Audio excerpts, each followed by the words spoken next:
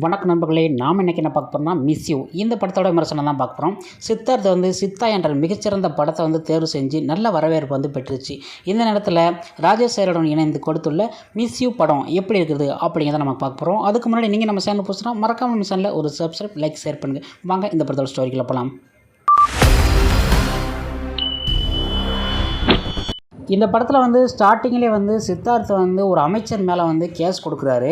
ஆனால் அந்த அமைச்சர் எவ்வளவோ சொல்லி கூட இவர் நான் கேஸ் வாபஸ் வாங்க மாட்டேன் அப்படின்னு சொல்லிட்டு ரொம்ப அடம் பிடிச்சி அந்த கேஸை இவர் கொடுத்துட்டாரு. இதனாலே அந்த அமைச்சர் என்ன பண்ணுறாருன்னா ரொம்ப பயங்கரமாக கோவப்பட்டு, இவன் என்னடா நம்ம சொல்லி பேச்சே கேட்க மாட்டேங்கிறான், இவ்வளோ தூரம் நம்ம சொல்லியும் கேட்க மாட்டேங்கிறானே அப்படி சொல்லிட்டு ஒரு லாரினால் இவர் ஆக்சிடென்ட் ஆகிக்கிறாங்க.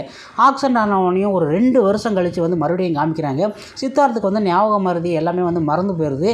இவர் மறந்து என்ன நடந்துச்சு ஏது நடந்துச்சு இதனே தெரியாமல் அப்படியே போயிடுது. அமைச்சர்களும் இவன் தான் ஞாபகம் மருதி ஆகிட்டானே, இவன் இன்னுமே என்ன பண்ண முடியும் அப்படின்னு சொல்லிட்டு அவங்கள ஒரு போக்கில் போயிடுறாங்க.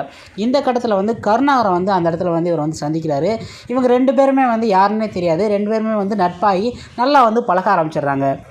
இப்படி பழகிக்கிட்டு இருக்கையில் திடீர்னு கருணாகரன் சொல்கிறாரு, இந்த மாதிரி என் ஊருக்கு வரையா பெங்களூருக்கு, அங்கே நல்ல வேலை உனக்கு வாங்கி தரேன் அப்படி சொல்லிட்டு கூட்டு போகிறாரு. அங்கே கூட்டு போனோடனே சித்தார்த்தம் கூடவே போயிட்டார். அங்கே ஆசியா இவரை சந்திக்கிறாரு. சந்தித்தோடனே அவங்க மேலே இவருக்கு காதல் வந்துருச்சு. ஆனால் ஆசியா என்ன செய்கிறாங்க, அவங்க யாருன்னே தெரியாத மாதிரியே அவங்க இவங்க லவ் பண்ண மாட்டேன் செய்ய மாட்டேன் அப்படி சொல்லிட்டு இவங்க பண்ணிக்கிட்டு இருக்காங்க. இந்த கட்டத்தில் சித்தார்த்தம் சரி அவங்க அம்மா அப்பாட்ட போய் நம்ம பேசுவோம் அப்படி சொல்லிட்டு அவங்க அம்மா அப்பாட்ட பேச போகிறாரு. அப்போ தான் ஒரு மிகப்பெரிய ஒரு ட்விஸ்ட் இருக்குது. ஆசியா தான் சித்தார்த்தோட மனைவிங்கிறது. ஆனால் ஆசியா சித்தார்த்தோட மனைவிங்கிறது அந்த ட்விஸ்ட் யாருமே எதிர்பார்க்காத ஒரு டிஃப்ரெண்ட்டான ஒரு படமாக இருந்துச்சு.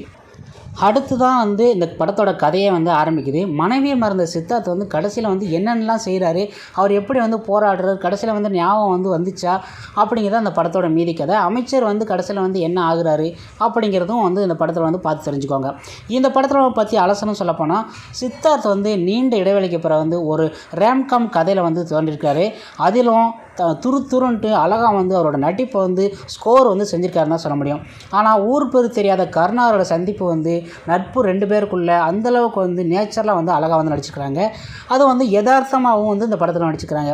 ஆசியா தன்னை யாருன்னு கூட தெரிஞ்சால் கூட யாருன்னே தெரியாத மாதிரி காட்டிக்கிறது நமக்கே ஸ்டார்டிங்கில் இவங்க தான் அவங்க மனைவியா அப்படிங்கிற அளவுக்கு நமக்கே தோன்றும். அந்தளவுக்கு அழகாக அதை தொடர்ந்து ஒரு காதல் படமாக செல்கிறது இந்த படம்.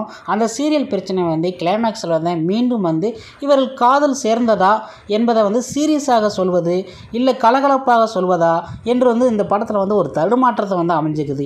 இந்த தடுமாற்றம் ரசிகர்களுக்கு படத்தை சில இடங்களை சீரியஸாக பார்க்க முடியலை அப்படின்னு தான் சொல்ல முடியும்.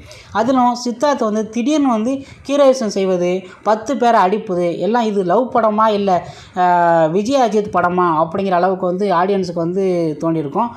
அவங்களுக்கு எப்படின்னா என்னடா லவ் படம்னு சொல்லிட்டு இப்படி ஒரே மாசாகவே ஆக்ஷனாகவே காமிச்சிட்டு இருக்காங்க. என்ன ஆக்ஷனாகவே காமிக்கக்கூடாதா, லவ்வர்னாலே ஒரு இதனாலே காமிக்கணும்ல, எப்போ பார்த்தாலும் லவ் பண்ணி ரொமான்டிக்காகவே போவாங்களா அப்படிங்கிறத டேரக்டர் வித்தியாசமான இந்த இடத்துல காமிச்சிருக்காரு.